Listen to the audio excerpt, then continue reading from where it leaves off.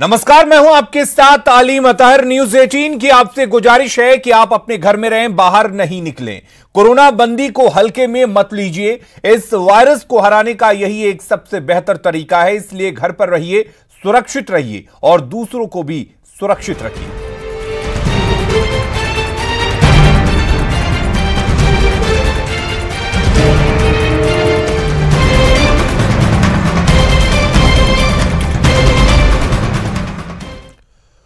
और आइए अब जान लेते हैं देश भर में कोरोना को लेकर क्या कुछ अब तक का अपडेट है। देश में अगर बात करें तो कोरोना के कुल 27,892 मरीज सामने आ चुके हैं। देश में मृतकों की संख्या 872 तक पहुंच चुकी है। देश में पिछले 24 घंटे में 48 लोगों की मौत हो चुकी है। ये हैरान करने वाली बात है। 24 घंटे में कुल 1,396 नए मामले सामने आए हैं। बिहार में 26 नए मरीज पिछले 24 घंटे में मिले हैं, जो बिहार के लिए परेशानी का सबब है। राज्य में संक्रमित मरीजों की संख्या अब 277 तक पहुंच चुकी है। झारखंड में कोरोना के कुल 82 केस सामने आ चुके हैं। कोरोना के 15 नए केस मिले हैं। आपको बता दें, झारखंड की अगर बात करें तो, और देश के 283 जिलों में फिलहाल कोई केस नहीं है। पिछले 7 दिनों में 64 जिलों में कोई नया केस जारी नहीं हुआ है। और इस वक्त एक बड़ी खबर आ रही है रक्सौल से। यह बड़ी खबर है। यह खबर देखने के बाद आप सोच में पड़ जाएंगे कि क्या भीड़ इतनी क्रूर हो सकती है, इतनी हिंसक हो सकती है। जमुनभार गांव में एक शख्स की भीड़ ने जमकर पिटाई कर दी है। हम आपको पिटाई की वही तस्वीर दिखा रहे हैं जिसमें एक युवक को पेड़ से उल्टा लटकाकर उस पर जमकर लात घूंसों के साथ लाठियां बरसाई जा रही हैं। और बिहार में कोरोना मरीजों की संख्या हाल के कुछ दिनों में बहुत बढ़ गई है। मरीजों की संख्या में अचानक हुई बढ़ोतरी की एक बड़ी वजह है तबलीग समाज से जुड़े वो लोग जो मरकज में हिस्सा लेकर इधर उधर घूमते रहे और समय पर अपना टेस्ट नहीं करवाया। 10 दिन पहले तक बिहार कोरोना से जंग जीतने की स्थिति में दिख रहा था, लेकिन अचानक कुछ दिनों में कोरोना पॉजिटिव मरीजों की संख्या बढ़ने लगी। आंकड़ा 250 के पार पहुंच गया। कहा जा रहा है कि मरीजों के बढ़ते आंकड़ों के पीछे एक बड़ी वजह है तबलीगी जमात के वो लोग जो मरकज में हिस्सा लेकर लौटे। तबलीगी जमात से जुड़े लोग जो हैं वो पूरे देश में संक्रमण फैला सकते हैं और इसकी आशंका केंद्रीय गृह विभाग ने जताई और इसको लेकर के बिहार के गृह विभाग को आगाह भी किया था। बात सिर्फ दिल्ली के निजामुद्दीन में हुए तबलीगी समाज के मरकज तक ही सीमित नहीं है। परेशानी नालंदा के बिहार शरीफ में भी हुई। तबलीगी समाज की बैठक ने भी पैदा की। इस बात का खुलासा एडीजी पुलिस मुख्यालय जितेंद्र कुमार ने भी न्यूज 18 के कैमरे पे किया था कि नालंदा में जो तबलीगी जमात की बैठक हुई थी उसमें 640 लोग इकट्ठे हुए थे, जिसमें 300 बिहार के थे, 340 लोग जो हैं वो झारखंड के थे। और इसकी जानकारी पुलिस महकमे ने स्वास्थ्य विभाग को दे दी, लेकिन समय रहते स्वास्थ्य विभाग ने कार्रवाई नहीं किया। अब चूक राज्य के गृह विभाग की हुई या स्वास्थ्य विभाग से इसका जवाब देना तो बहुत जल्दबाजी होगी।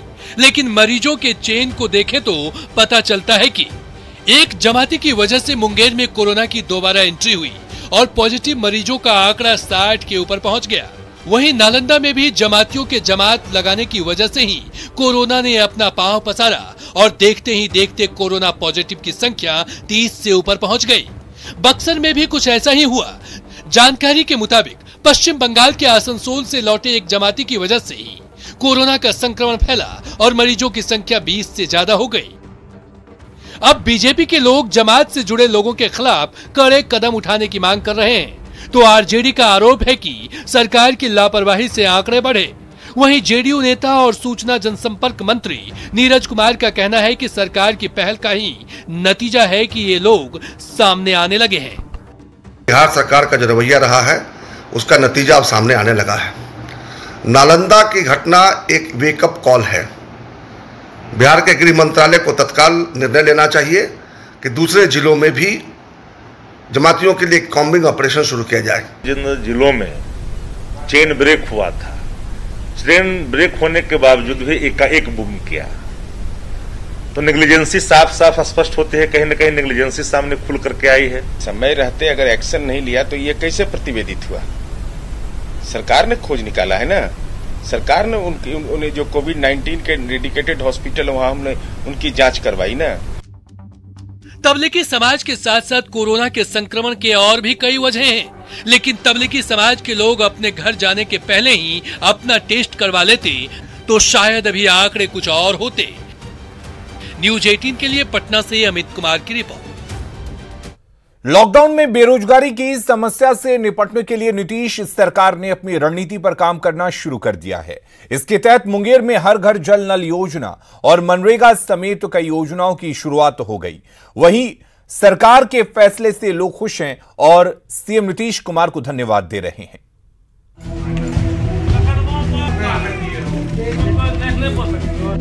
लॉकडाउन के चलते ठप पड़ी विकास योजनाओं को एक बार फिर से शुरू कर दिया गया है। लॉकडाउन में इन योजनाओं को शुरू करने का मकसद लॉकडाउन में फंसे मजदूरों को तत्काल रोजगार मुहैया कराना है। मुंगेर के जिलाधिकारी ने उन सभी क्षेत्रों में काम शुरू करने का आदेश दिया है जो कोरोना के संक्रमण से बचे हुए हैं। काम के दौरान सोशल डिस्टेंसिंग, सैनिटाइजेशन और मास्क पहनने का पूरा ख्याल रखा जाता है। विशेष रूप से ग्रामीण क्षेत्रों में जो मजदूर हैं उनको ध्यान रखते हुए, रोजगार सृजन को ध्यान में रखते हुए और जो जनोपयोगी स्कीम्स हैं, योजनाएं हैं, उनको पूर्ण करने के उद्देश्य से सब काम किया जा रहा है। लॉकडाउन के कारण मजदूर जहां तहां फंसे हैं, काम बंद है, उनकी रोजी रोटी का जरिया खत्म हो गया है। ऐसे में सरकार की योजना इन मजदूरों के लिए वरदान बनकर आई है। मजदूर मुख्यमंत्री नीतीश कुमार और पीएम नरेंद्र मोदी को धन्यवाद दे रहे हैं। हम लोग बैठे हुए थे लॉकडाउन में, बहुत 20-25 दिन से काम चालू हुआ। हम लोग बैल बच्चे दिक्कत था, काम शुरू हुआ तो हम लोग रोजगार मिल रहा है। बैठे थे इसीलिए जा करके इसमें जुट गए और कमा रहे हैं, बाल बच्चे को पाल रहे हैं और जो भी इससे मिलता है उसी से बाल बच्चे को रखते हैं बढ़िया से। काम शुरू हो गया है।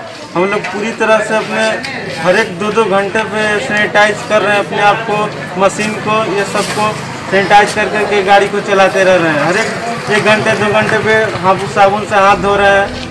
हर घर नल जल योजना में लगी एजेंसी के पदाधिकारी का कहना है कि काम मिलने से मजदूरों का संकट कम हो जाएगा। काम के दौरान सोशल डिस्टेंसिंग, सैनिटाइजेशन और मास्क पहनने के बारे में पूरा ख्याल रखा जाता है। हम लोग साइड पर सैनिटाइजर, साबुन, मास्क का ये सारा व्यवस्था रखते हुए काम कर रहे हैं और 1 मीटर की दूरी बनाकर सबसे काम करवा रहे हैं। लॉकडाउन के दौरान योजनाओं के शुरू होने से मजदूरों ने राहत की सांस ली है, क्योंकि काम मिलने से उन्हें समय पर पैसा मिलेगा और थमी हुई जिंदगी एक बार फिर चल पड़ेगी। मुंगेर से न्यूज 18 के लिए अरुण कुमार शर्मा की रिपोर्ट। पाकुड़ के डीसी ने पश्चिम बंगाल के साथ लगी सीमा को पूरी तरह सील करने का निर्देश दिया है। स्थानीय मुखिया को लोगों की आवाजाही पर नजर रखने की जिम्मेदारी दी गई है। अगर मुखिया अपने काम में लापरवाही बरतता है तो उस पर कार्रवाई होगी।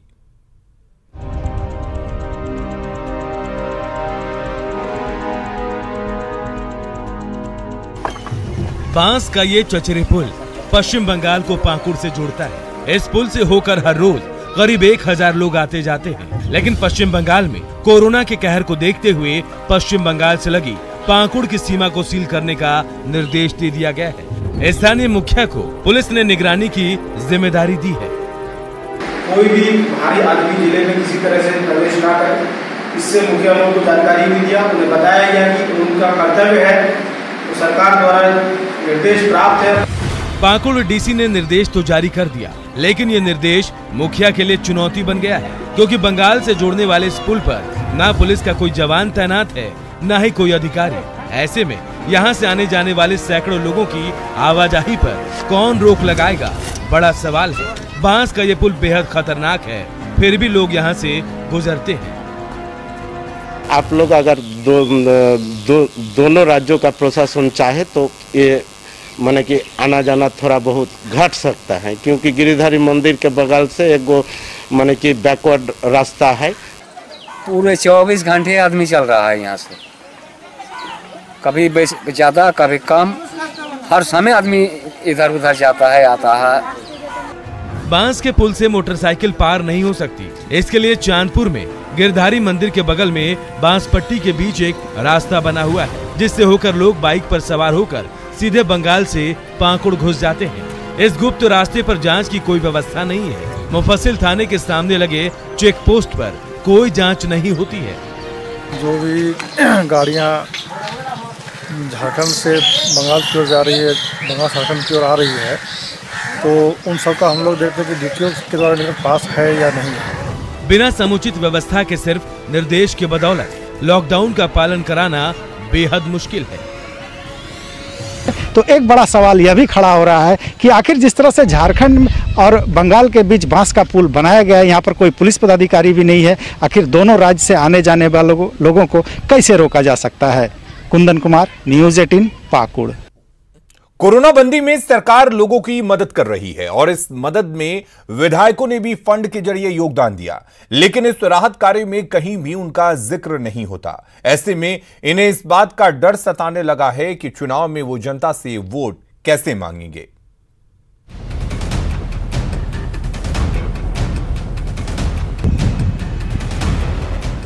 लॉकडाउन में आम लोगों को खाने पीने और राशन की चिंता सता रही है और बिहार के विधायकों को वोट की। गरीब परेशान है कि अपना और अपने परिवार का पेट कैसे भरें। विधायक परेशान है कि लॉकडाउन में जनता के बीच नहीं जा पाए तो वोट कैसे मांगने जाएंगे। और इनको दर्द पता नहीं है कि एमएलए का दर्द क्या होता है। हम अब लॉकडाउन का हम पालन कर रहे हैं, लेकिन हमारी भी सहभागिता अपने विधानसभा क्षेत्रों में चाहिए, ताकि चुनाव में जब जाएंगे तो लोग कहेंगे कि कोरोना में कहां थे। ये चिंता किसी एक विधायक का नहीं, पक्ष विपक्ष के कमोबेश सभी विधायकों की है। दरअसल विधायकों ने अपने विधायक फंड से सरकार के कोरोना राहत कोष में 50-50 लाख रुपए दे दिया है, लेकिन सरकार की तरफ से चलाए जा रहे राहत कार्य में कहीं उनका जिक्र नहीं होता। यही नहीं, लॉकडाउन की वजह से विधायक अपने क्षेत्र की जनता के बीच भी नहीं जा पा रहे हैं और न अपनी मदद का जिक्र कर पा रहे हैं। यही वजह है कि सरकार से विधायकों की मांग है कि सर्वदलीय राहत समिति का गठन किया जाए और उनके क्षेत्र में जो कार्य हो रहे हैं उनकी मॉनिटरिंग का जिम्मा उन्हें दिया जाए। सरकार को सहयोग करना चाहते हैं, कांग्रेस ने लिखित रूप से सहयोग का वादा किया है नीतीश जी से, लेकिन आप कहीं इन्वॉल्वमेंट नहीं करते। आप चाहते हैं बस सिर्फ मुख्यमंत्री जी और चुनिंदा अधिकारी दिखे। चुनाव भी बहुत नजदीक है, तो जो हम काम कर रहे हैं और जो जनता की परेशानी है उससे कार्यपालिका और विधायिका दोनों में तालमेल कैसे हो, इसके लिए एक तंत्र माननीय मुख्यमंत्री जी को विकसित करना चाहिए। इसकी मैं मांग करता हूं। चुनावी साल में विधायकों का यह दर्द कुछ हद तक लाजमी भी लगता है। ये विधायक अपना फंड भी दे रहे हैं, साथ में जनता के बीच राहत भी बंटवा रहे हैं, बावजूद इसके इन्हें क्रेडिट नहीं मिल रही है। और जब वोट मांगने ये विधायक अपने क्षेत्र जाएंगे तो जनता इनसे सवाल जरूर करेगी कि त्रासदी के वक्त ये नेता कहाँ थे। अब इसे कुदरत की मार कहें या फिर सरकार की नाइंसाफी। कैमरा पर्सन नीलमणि के साथ अमित कुमार सिंह, न्यूज़ 18, पटना। कोरोना बंदी में राज्य सरकार वैसे लोगों की भी सुविधा देने की घोषणा कर चुकी है जिनके पास राशन कार्ड नहीं है, लेकिन मुजफ्फरपुर के एईएस प्रभावित 5 प्रखंडों के करीब 9,000 वैसे लोगों को भी राशन नहीं मिल रहा जिनके पास राशन कार्ड है।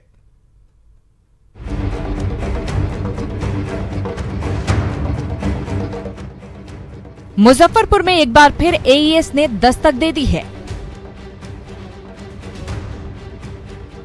एईएस यानी एक्यूट एन्सेफेलाइटिस सिंड्रोम कहा जाता है।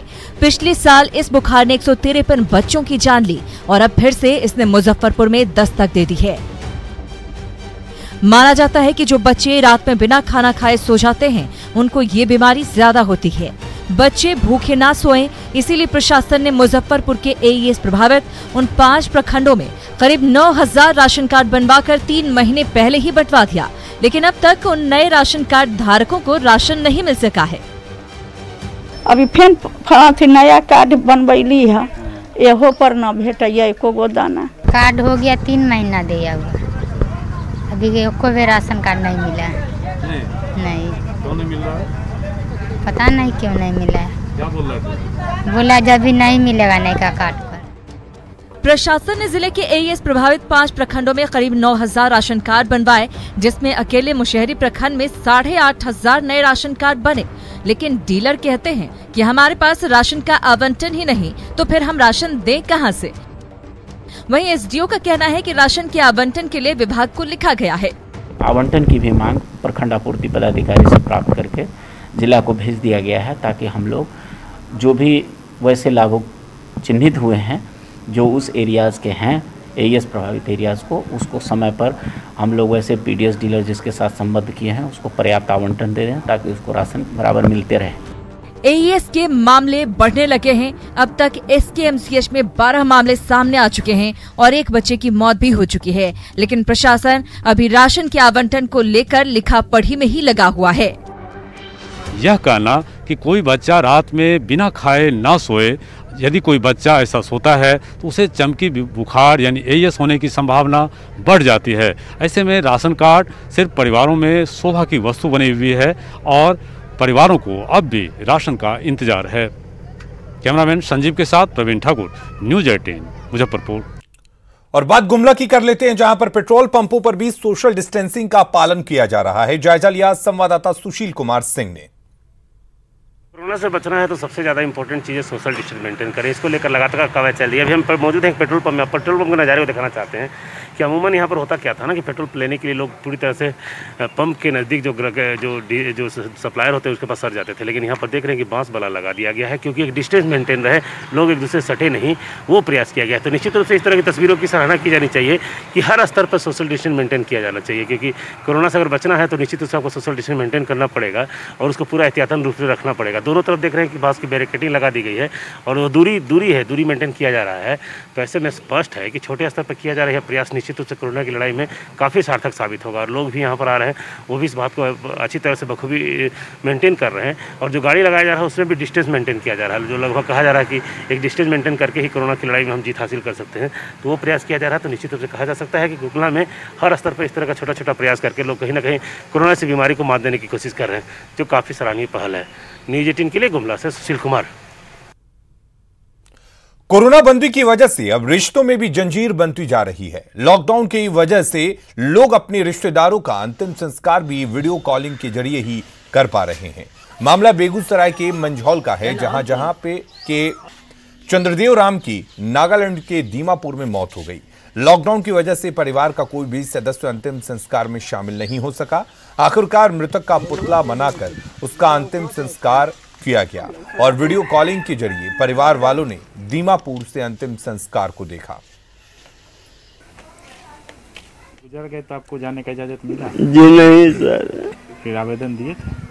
जी। ये बता, उनको मृत्यु हो गई, उसके बाद भी हम गुहार लगाए सभी आदमी से, लेकिन कोई प्रकार का हमको सहायता नहीं मिला और वीडियो कॉल के जरिए हम अंतिम संस्कार किए। यह कितना बड़ा इस परिवार के लिए दुर्भाग्य है, वो अंतिम संस्कार भी अपने पिता को नहीं कर पाए, जो कि वीडियो कॉल के द्वारा किया गया। निश्चित रूप से सरकार को संज्ञान लेना चाहिए और गांव के ऐसे गरीब गुर्गों को भी जरूर प्रशासनिक मदद मिलनी चाहिए। और वहीं कोरोना संकट के बीच कई लोग समाज सेवा में जुटे हैं। देखिए रोहतास से ये रिपोर्ट। मुंह पर मास्क, पीठ पर सैनिटाइजर का डब्बा, ये तस्वीर रोहतास से आई है। कोरोना काल में जहां हर कोई अपने घरों में दुबका हुआ है, वहीं कोचस प्रखंड के नरवर पंचायत की मुखिया सीता यादव अपने पंचायत को सैनिटाइज करने में जुटी हैं। कोरोना को लेकर खौफ के बीच सीता यादव बीते एक सप्ताह से अपने पीठ पर सैनिटाइजर का डब्बा बांधकर खुद ही अपने पंचायत के गांव को सैनिटाइज कर रही हैं। कोरोना महामारी जो आए हैं उसको रोकथाम के लिए पूरे अपने नरौर पंचायत में घर घर जा करके दवा छिड़क रहे हैं। कभी लोग चिट्ठी का इंतजार करते थे, लेकिन अब डाकिया को भी परेशानी झेलनी पड़ रही है।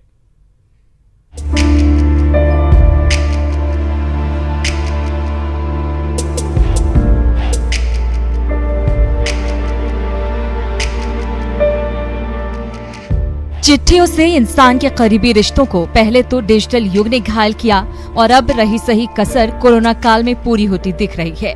रांची के कांके इलाके में पत्र पहुंचाने वाले पोस्टमैन बलदेव उरांव को अब अपने काम में पहले जैसी खुशी महसूस नहीं होती। बलदेव बताते हैं कि कोरोना काल में दरवाजे पर अब डाकियों का इंतजार नहीं होता, बल्कि चिट्ठियां भी खौफ की नजरों से देखी जा रही हैं। उनका भी गृह प्रवेश अब पहले जितना आसान नहीं रहा। जी, मेरे पास अभी चिट्ठी आई है। हमने इसे अच्छे से सैनिटाइज किया है, फिर इसे साइड में रखते हैं, फिर अपने हाथ को सैनिटाइज करके फिर 1-2 घंटा के लिए हम लोग साइड में रख देते हैं इसको। अभी तो सर बहुत परेशानी होता है। कोई चिट्ठी देते हैं तो अपने हाथ से लेते नहीं है, रख देने के लिए कहते हैं। पेन देते हैं तो वो भी अपना पेन से सिग्नेचर करना चाहते हैं, और चिट्ठी को दूरी रखने के लिए छोड़ देने के लिए कहते हैं। और रुक करेंगे इस वक्त एक बड़ी खबर की। बिहार में कोरोना के 13 नए मरीज मिले हैं। राज्य में आंकड़ा बढ़कर अब 290 पर पहुंच चुका है। 8 महिला और 5 पुरुषों में पॉजिटिव कोरोना के पॉजिटिव केस मिले हैं। आपको बता दें कि सभी मरीज सदर बाजार जमालपुर के रहने वाले हैं। तो लगातार जमालपुर में आंकड़ा बढ़ता हुआ, और इसके साथ ही बिहार में अब राज्य में जो आंकड़ा है वो 290 तक पहुंच चुका है। यानी कि कोरोना पॉजिटिव मरीजों की संख्या अब 290 तक पहुंच चुकी है।